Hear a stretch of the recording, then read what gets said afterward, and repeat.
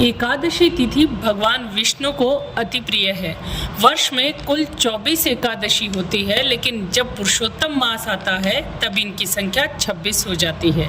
इन एकादशियों का व्रत करने से मनुष्य को पापों से मुक्ति और मोक्ष की प्राप्ति होती है।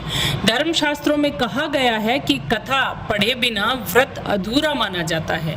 एक बार की बात है, शौनक आदि 88,000 ऋषि मुनि एकादशी व्रत की कथाएं सुन रहे थे। तभी उन्होंने सूत जी से ज्येष्ठ शुक्ल एकादशी की कथा सुनाने की प्रार्थना की। सूत जी बोले, एक बार महर्षि व्यास से भीमसेन ने कहा, हे पितामह, मेरे भाई युधिष्ठिर, माता कुंती, द्रौपदी और अन्य सभी एकादशी का व्रत करते हैं, परंतु मैं भूखा नहीं रह सकता।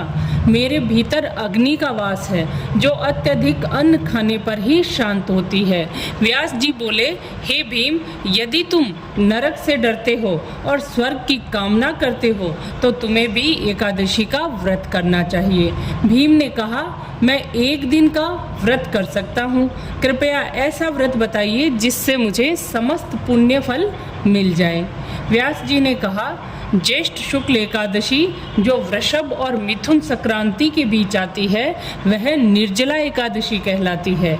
इस दिन बिना जल के उपवास रखने से साल भर की सभी 24 एकादशियों का पुण्य प्राप्त होता है।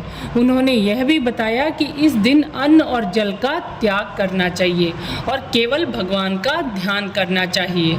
भीम ने साहस पूर्वक निर्जला एकादशी का व्रत किया, परंतु प्रातः होते होते वह मूर्छित हो गए। पांडवों ने उन्हें गंगा जल, तुलसी और चरणामृत दिया, जिससे उनकी चेतना लौट आई। भगवान विष्णु ने स्वयं कहा, जो मनुष्य निर्जला एकादशी का व्रत करता है उसे मृत्यु के समय यमदूत नहीं बल्कि मेरे दूत पुष्पक विमान से लेने आते हैं। तभी से इस पावन तिथि को भीमसेनी एकादशी या पांडव एकादशी भी कहा जाता है। इस पावन दिन पर ओम नमो भगवते वासुदेवाय मंत्र का जाप करें और संकल्प पूर्वक निर्जला व्रत करें। यह व्रत पुण्य, शुद्धि और परम मोक्ष का मार्ग है। जय श्री हरि विष्णु।